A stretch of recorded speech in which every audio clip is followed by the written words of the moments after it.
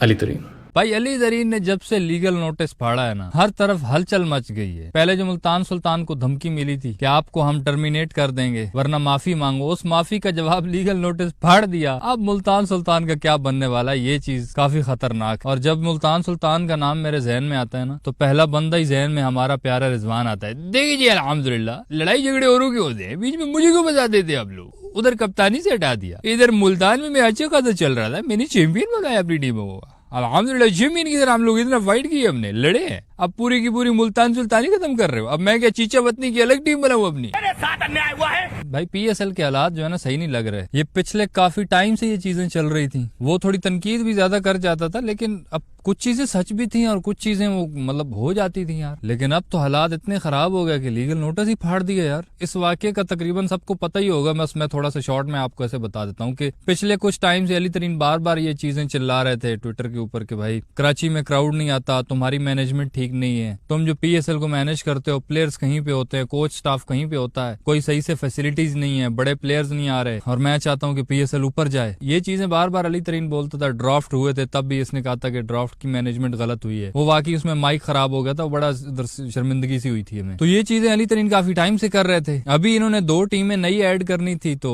वो तो पता नहीं बाद में होंगी, जो पहले मुल्तान सुल्तान थी उसका ही रौला बन गया। अभी पीसीबी ने नोटिस भेज दिया अली तरीन को कि जो तुमने स्टेटमेंट्स दी है ना, उनकी माफी मांगो पब्लिक के सामने वीडियो बनाकर, वरना हम तुम्हारी मुल्तान सुल्तान को टर्मिनेट करने वाले हैं, हम इसको सफा हस्ती से मिटाने वाले हैं। अब अली तरीन भाई भी दयालु ठहरे, वीडियो उन्होंने बना ली। पहले वो वीडियो में ये कहने लगे कि यार मेरी टीम ने कहा था कि माफी ना मांगो, मतलब ऐसी कोई चीज नहीं है, लेकिन फिर भी मैं माफी मांग रहा हूँ। मैंने कहा यार सच्ची मुच्ची भाई माफी मांगने लगा है। तो फिर जो उसने माफी मांगी है ना, वो सारी दुनिया ने देख, एक तरह से माफी मांग रहा है, दूसरी तरह उनकी बेइज्जती भी कर रहा था। कहता है मैं माफी मांगता हूँ, जो मैंने तुमको बोला कि कराची में क्राउड नहीं आ रहा उसका कोई सोल्यूशन निकालो, लेकिन वो मैं गलत था, क्योंकि कराची में तो भर भर के क्राउड आ रहा था, सुई रखने की जगह नहीं थी। तो कहता है मेरी गलती है, इसमें आप लोगों की कोई गलती नहीं है। इसी तरह उसने और भी बहुत सारी चीजें हाईलाइट की। पहले इस तरह मीठी मीठी करता रहा और फिर आखिर पे जुल्फिकार अली भुट्टो साहब की तरह एक कागज फाड़ के फेंक दी, चला भाड़ में जाए तुम्हारा नोटिस, झुकेगा नहीं। अली तरीन एक बिजनेसमैन बंदा है, तो वो इसको उस तरीके से सोचता होगा कि यार एक बिजनेस है, तो उसको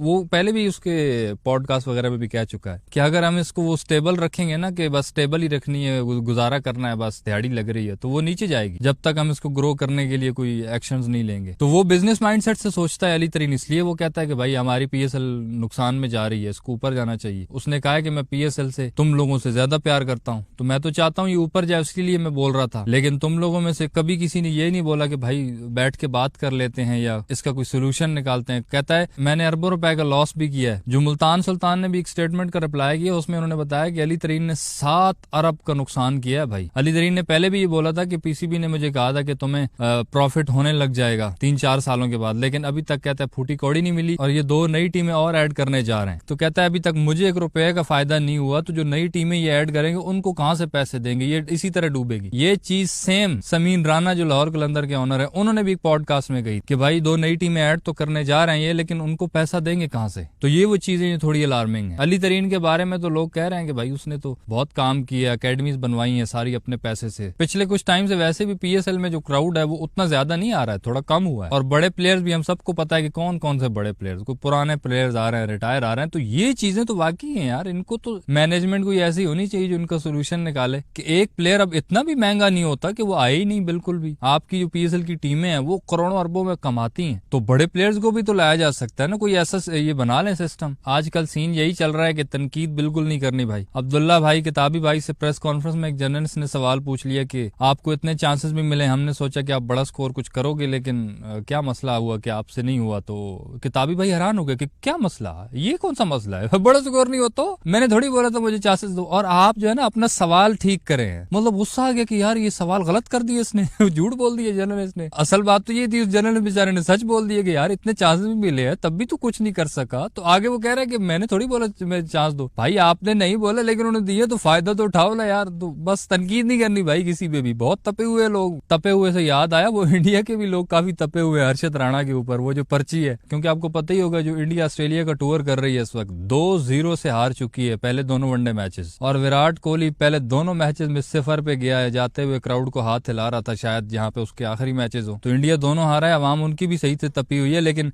एक चीज है कि अब रिजवान भाई उनको तो बोले देखिए ऑस्ट्रेलिया को ऑस्ट्रेलिया में जाके वनडे सीरीज हराना कोई खालिजी का बेड़ा नहीं है, ये मैंने किया था अल्हम्दुलिल्लाह। आप बताओ, झुक के रहना पड़ेगा मेरे आगे।